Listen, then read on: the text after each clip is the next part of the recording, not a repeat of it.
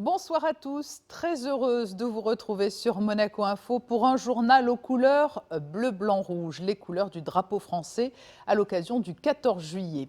Le premier invité de cette édition sera Laurent Stefanini, ambassadeur de France à Monaco depuis un peu moins d'un an. Il reviendra avec nous sur cette première année en principauté, marquée par la crise sanitaire qui sévit depuis le mois de février. Il nous rappellera également combien les liens entre la France et Monaco sont sortis renforcés de ce combat contre le virus mené main dans la main au cours des 4 derniers mois. Un combat qui n'est pas encore gagné et pourtant, la saison estivale aidant, force est de constater que l'heure est au relâchement dans nos comportements. Le port du masque fait débat, les gestes barrières sont parfois oubliés. Nous vous demanderons si vous avez le sentiment que l'on est aujourd'hui moins vigilant. Avec l'arrivée des touristes, les terrasses des restaurants reprennent des couleurs. La clientèle locale est-elle au rendez-vous ? Quel bilan peut-on dresser de ce premier mois de reprise dans la restauration? Nous irons poser ces questions à celui qui est désormais à la tête de plusieurs enseignes et qui s'apprête à en ouvrir une nouvelle à Monaco, Flavio Briatore. Il nous confiera avec sa verve légendaire si cette reprise s'effectue sous les meilleurs auspices. Mais tout de suite, il a en commun avec Flavio Briatore la passion de la Formule 1, c'est Frédéric Elion pour le point info de ce journal. Bonsoir Frédéric.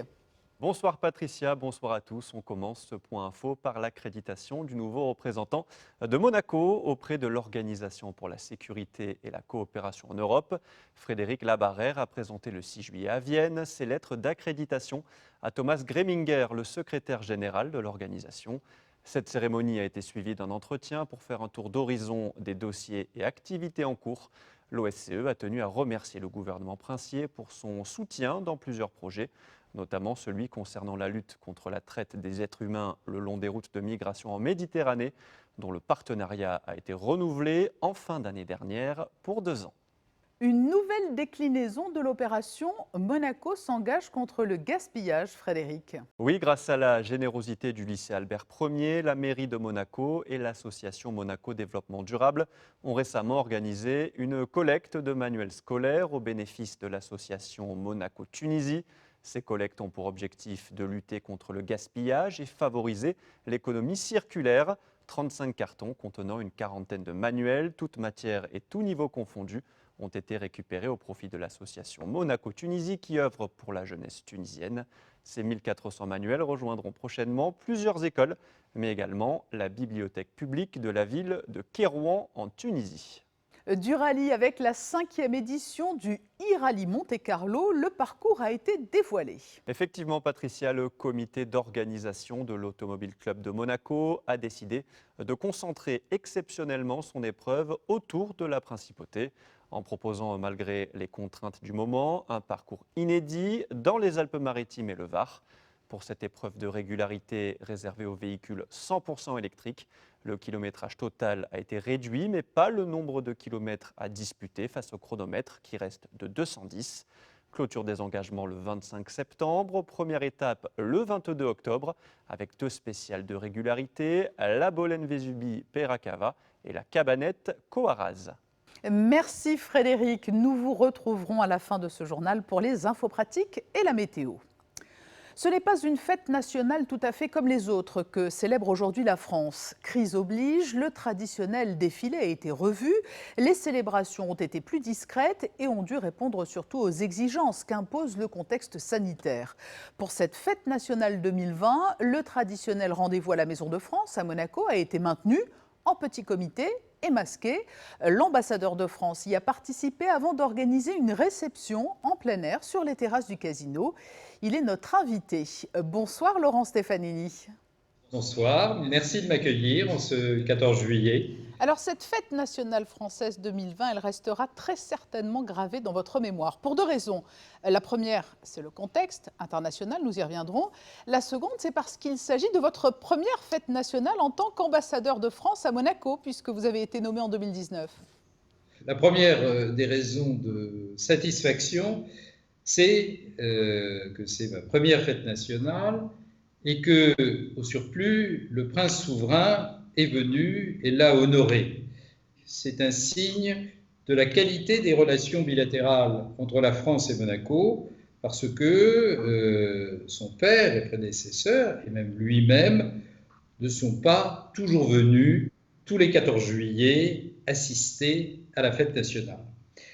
Deuxième raison d'être satisfait, c'est qu'elle ait pu se tenir alors que nous nous retrouvons dans un contexte extrêmement compliqué encore aujourd'hui, de redémarrage peut-être plus lent que ce que nous espérions il y a un mois, et que nous avons pu avoir cette fête nationale réduite. Nous avons réduit des 2/3 le nombre d'invités, des 2/3 le nombre de présents, mais nous avons pu quand même marquer le coup de cette fête nationale française en Principauté de Monaco. À titre personnel, quel bilan dresseriez-vous de cette première année en Principauté? Alors, difficile d'oublier la Covid, bien évidemment.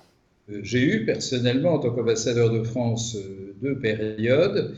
Les 6 premiers mois jusqu'au mois de mars, qui ont été très denses, très riches, avec une rencontre importante du prince avec le président de la République. C'était le 29 novembre à Paris. Le président de la République devait venir en Principauté le 25 mars. Malheureusement, nous avions organisé beaucoup de choses, mais ça a été repoussé.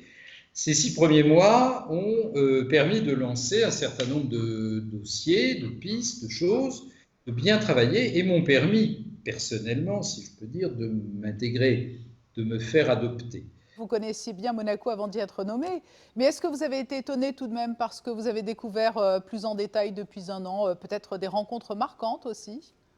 Alors, j'ai rencontré de nouvelles personnes, de nouvelles personnalités, parce que le Monaco que je connaissais datait des années 90 et des années 2000. Nous sommes dans les années 2020 maintenant, donc le temps passe, mais j'ai retrouvé quand même le même esprit, et surtout, si je peux dire, le même esprit de fraternité. Et là, nous sommes dans la gestion, en quelque sorte, en commun, partagée de cette crise sanitaire totalement inattendue et qui nous a tous surpris. Et où Monaco a aidé la France et où la France a aidé Monaco. Le prince souverain, dans un courrier qu'il a adressé au président Macron en ce 14 juillet 2020, parle effectivement de liens consolidés par l'histoire. Vous avez le sentiment que la relation d'amitié entre la France et Monaco sort renforcée de cette crise de la Covid-19. Il y a eu beaucoup d'entraide de part et d'autre. Oui, il y a eu de bons réflexes. On a eu besoin les uns des autres. Je dirais que le système sanitaire français du Sud-Est a eu besoin des cliniques et du CHPG. Et Monaco a eu besoin du réseau international français à travers le monde pour rapatrier un certain nombre de ses résidents et de ses citoyens, ses ressortissants. Mais très honnêtement, la tâche semble immense pour le président Macron, qui doit faire face non seulement à cette crise sanitaire inédite, mais aussi à des réformes intérieures très importantes. C'est toujours très difficile de gouverner. Il n'y a jamais de période simple. Au XIXe siècle, au XXe siècle, pendant les grandes périodes de l'entre-deux-guerres, qui a été probablement pour la France une des périodes les plus terribles que nous ayons connues. Alors, nous avons un peu perdu l'habitude que la politique est tragique. Nous nous retrouvons aujourd'hui dans une période beaucoup plus mouvante, beaucoup plus compliquée, et nous avons la chance d'avoir, en principauté comme en République, des dirigeants, je dirais, qui savent tenir le gouvernail. Et ça, c'est un des atouts, non seulement de nos 2 pays, mais aussi des pays membres de l'Europe occidentale dans le cadre de l'Union européenne. Un petit scoop peut-être pour terminer, vous l'avez dit en propos liminaire, la venue à Monaco d'Emmanuel Macron devait initialement avoir lieu en mars. Est-elle reprogrammée officiellement?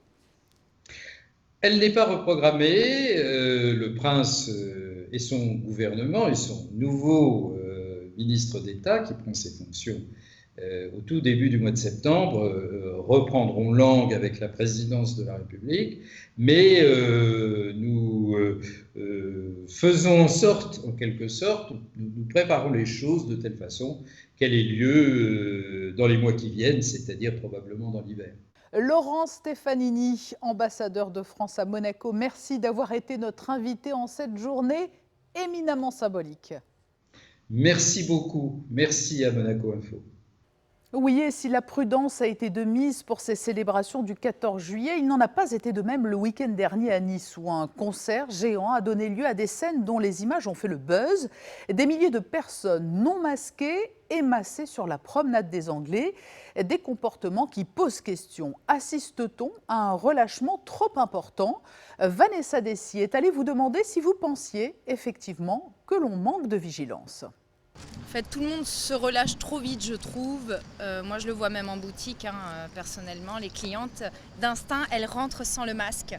C'est très dommage parce qu'on risque d'avoir une nouvelle pandémie, et alors que les gens ne sont pas raisonnables. Bien qu'à Monaco, je trouve quand même que les gens du pays respectent quand même assez bien le port du masque. J'ai fait un petit circuit, là je viens de la Haute-Savoie, j'ai fait du Cantal après, et j'en termine ici. Et je trouve que c'est général, tout le monde en a eu tellement marre. Sur Monaco, en tout cas, j'ai l'impression qu'il y a moins de relâchement qu'ailleurs. C'est vrai on loge à Fréjus, et c'est vrai qu'on a l'impression, nous on vient du nord de la France, on a l'impression qu'ici il n'y a jamais eu de virus. Donc, par contre, on arrive à Monaco, on était un peu surpris de voir effectivement que les mesures de sécurité étaient quand même adoptées. Même dans les ascenseurs, c'est terrible. Limite, presque, on a l'impression de déranger, de leur dire « excusez-moi, attendez le prochain ». Attendez le prochain parce que, ah oui, c'est vrai, le Covid. Une partie est masquée et une autre partie ne l'est pas. Donc ça sert strictement à rien. Soit on l'est tous, soit on ne l'est pas du tout. Il y a vraiment du relâchement. Je ne sais pas comment ça va se passer. Ou c'est les gens qui, ça y est, peut-être le fait d'être en vacances, ils relâchent tout. Ils relâchent tout malheureusement, mais ça fait peur. Ça fait peur, vraiment. Un sentiment de relâchement général qui se confirme donc avec vos témoignages. Mais ce relâchement peut-il indirectement être favorable à la consommation? Y a-t-il affluence ou non en ce début de période estivale? Il y a un peu plus d'un mois, nous recevions Flavio Briatore à quelques jours de la réouverture des restaurants. Il nous faisait part de son inquiétude à l'idée que la clientèle ne soit peut-être pas au rendez-vous. Aujourd'hui, il s'apprête à ouvrir un nouvel établissement sur le port. Nous avons voulu lui demander comment s'était effectuée cette reprise et s'il avait toujours le sourire qu'on lui connaît. Flavio Briatore, bonsoir. Bonsoir. Alors, un mois plus tard, comment vous sentez-vous? Rassuré ou pas par cette reprise? On commence à travailler. Maintenant, on va ouvrir un nouveau local qui s'appelle Crazy Pizza. Et bien, il passe plutôt bien. Nous allons écouter certaines et certains de vos homologues restaurateurs à Monaco. Christine Datomel est allée voir de quelle manière l'activité avait repris chez eux. On n'est pas trop influé et impacté du fait qu'on travaille avec du local. Donc on a bien repris, les gens ressortent normalement. Bon, après, il nous manque un petit peu l'international. Mais non, on s'en sort pas trop mal ici. C'est vrai qu'on est un petit peu préservé sur Fontvieille. Je vois qu'heureusement ici à Monaco, les gens, surtout les Monégasques, les Italiens, ils ont vraiment envie de sortir. Et alors heureusement, on arrive à quand même avec des clients tous les jours, on arrive à faire un petit chiffre d'affaires. Plutôt bien, ça repart de plus en plus. Au départ, c'était un peu calme, mais là, ça prend un peu plus d'ampleur, on va dire. Il marche très très bien dans ce moment. Il a des soucis avec les règles, il a trop de limites, mais ça va vraiment très très bien, mieux qu'avant. C'est un bilan globalement positif. La clientèle aujourd'hui, c'est une clientèle fidèle ou une clientèle de passage, Flavio? La clientèle, c'est des Monégasques. Le 80% pour nous, c'est des Monégasques dans la semaine. Après le week-end, il arrive un petit peu d'Italiens, mais ce n'est pas la clientèle internationale qu'on était habitué à voir à Monte-Carlo. Il y a beaucoup de monde. Ici aussi, on a des règles très difficile pour la partie restaurant, club, disco. Et il y a beaucoup de monde qui va à Saint-Tropez. Saint-Tropez c'est plein. Et il y a beaucoup, moi, la semaine que j'étais à Saint-Tropez, il y avait beaucoup de Monégasques aussi à Saint-Tropez. Vous parlez des règles sanitaires, Flavio Briatore, elles sont difficiles à tenir? Non, c'est pas seulement... Non, mais on le sait, tout le monde doit faire le maximum. Nous, on a fermé les restaurants avant tout le monde. Mais maintenant, on a des compétitions très fortes que vous savez, c'est Saint-Tropez c'est plein. Et ici, on travaille, je te l'ai dit, avec les monégasques. Il n'y a pas de touristes, il n'y a pas de bateaux. Si on regarde, il n'y a pas de bateaux dans les harbors. C'est-à-dire que vous avez le sentiment que ces règles sanitaires, elles peuvent représenter un frein? Oui, moi je pense que les règles doivent être pour tout le monde, hein, les mêmes. C'est très difficile de travailler, très difficile pour le volume de la musique, très difficile. Et on cherche le maximum de maintenir, d'amuser un petit peu la clientèle, mais c'est très difficile de travailler dans ces conditions-là. Et alors plus particulièrement, comment parvenez-vous, vous, à faire respecter les règles sanitaires en vigueur? C'est compliqué? C'est très compliqué. Nous, tous les employés, la cuisine et tout ça, les cuisines spécialement, et dans la salle, tous les gens qui travaillent pour nous, ils ont tous les masques. C'est aussi difficile pour les gens qui travaillent d'avoir la masque de 6 h du soir à 2 h, 3 h du matin. C'est pas simple, mais on les maintient. On a les distances d'une table à l'autre, ça c'est normal, on le comprend. Mais moi je pense qu'on peut aussi un petit peu la musique et avoir de live music pour entretenir de plus les gens, c'est bien. Vous ressentez ce besoin d'une ambiance festive? Est-ce que tout de même la clientèle n'a pas un peu d'appréhension? Non, mais la clientèle, ils sont restés 3 mois dans le lockdown. Hein. Mais un peu plus d'élasticité, moi je pense qu'on peut travailler mieux. Tout le monde il peut travailler mieux, c'est ça c'est mon sentiment. Et dans ce contexte, vous ouvrez un nouveau restaurant à Monaco. Rien ne vous arrête, pas même la crise. Eh oui, mais quand il y a la crise, il doit attaquer. Et maintenant, je pense qu'on va embaucher 60 personnes ici. On a déjà embauché beaucoup de monde. On va terminer la prochaine semaine et je pense qu'on va ouvrir dans 2 semaines, 3 semaines. Quel est le concept de Crazy Pizza, Flavio Briatore?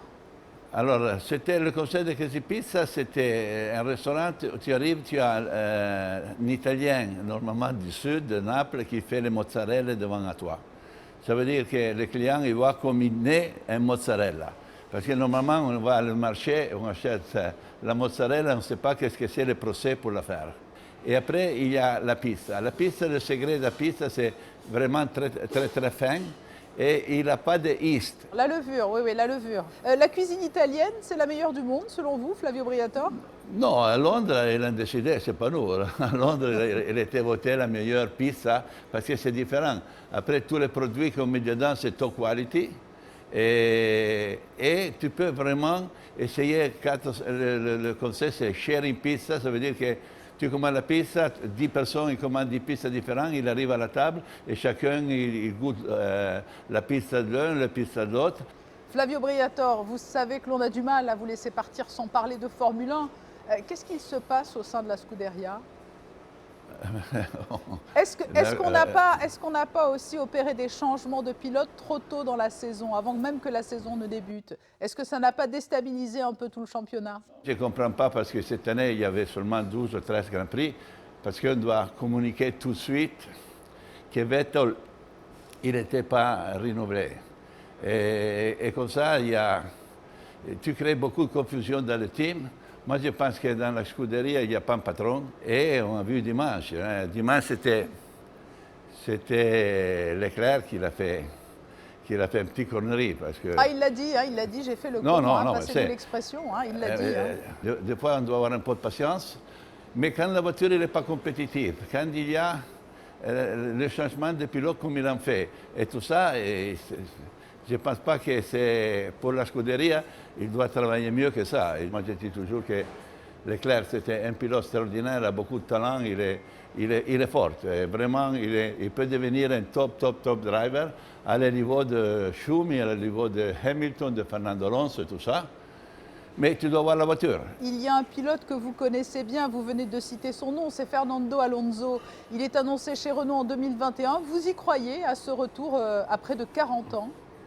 Fernando, il est 4 kilos moins que quand il courait en Formule 1. Il s'est désintoxiqué. Les voitures d'aujourd'hui sont beaucoup plus faciles à conduire qu'avant. C'est beaucoup d'électronique, c'est beaucoup d'aide pour les pilotes. Moi, je pense qu'un talent comme Fernando Alonso, il peut jouer encore 2 ou 3 ans, mais sans problème, vraiment sans problème. Merci Flavio Briatore, entrepreneur aux multiples casquettes et à jamais associé bien évidemment à l'image de la Formule 1. Allez, on se voit avec la pizza, ciao. Il est l'heure de prendre connaissance des infos pratiques récoltées pour vous, Frédéric Hélion. Et l'on débute avec la dernière session de rattrapage de la campagne de dépistage au Covid-19. Oui, le gouvernement proposait la dernière séance de rattrapage ce mardi 14 juillet de 8h30 à 18h à l'espace Léo Ferré. Depuis le début de la campagne, en mode rattrapage le 23 juin, 1470 personnes sont venues se faire tester. Un test réservé à tous les résidents, salariés et scolaires de Monaco. Une confirmation, Frédéric, le festival d'orgue aura bien lieu. Effectivement, Patricia, la 15e édition se déroulera bien du 23 août au 6 septembre à la cathédrale de Monaco. Au programme dimanche 23 août, une conférence de Roland Galtier sur le rôle du maître d'œuvre et le fait d'étudier, construire et restaurer des orgues. Dimanche 30 août, vous aurez droit à un concert à 17h avec à l'orgue Pascal Mélis, Yves Castagnier et Philippe Brandéis, accompagnés par Élise Batté à la flûte. Un concert précédé d'une rencontre avec les artistes.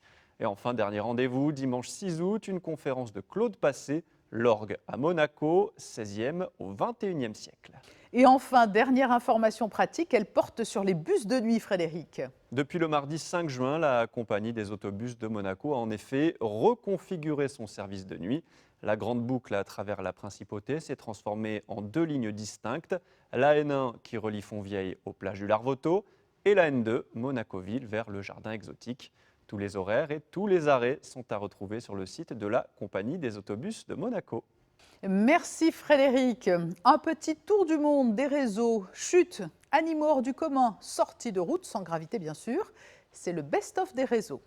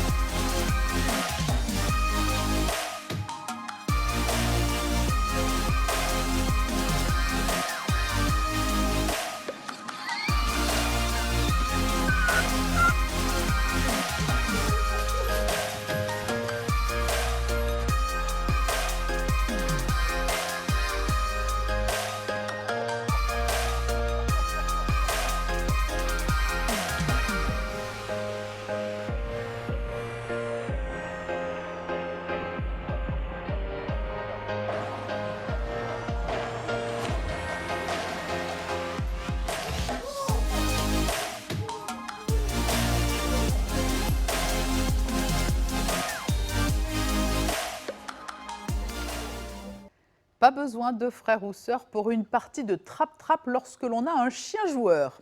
Les prévisions météo pour demain avec vous, Frédéric Hélion. Encore une journée placée sous le signe de l'instabilité, Patricia. Le matin, alternance d'éclaircies et de passages nuageux. L'après-midi, le temps se gâte avec des risques d'orage et d'averses entre 15h et 18h. Côté thermomètre, il fera 18 degrés le matin et seulement 23 l'après-midi. L'eau sera elle à 24. Le soleil se lèvera à 6h01 avant de se coucher à 21h11. Mercredi 15 juillet, nous fêterons les Donald. Après ce point météo et point éphéméride, nous allons nous quitter avec la série de photos signée Michael Alési, en lien direct avec l'information principale de ce journal, une fête nationale française célébrée en ce 14 juillet avec moins de faste cette année en raison du contexte sanitaire. Nous nous retrouvons demain sur Monaco Info à 19h.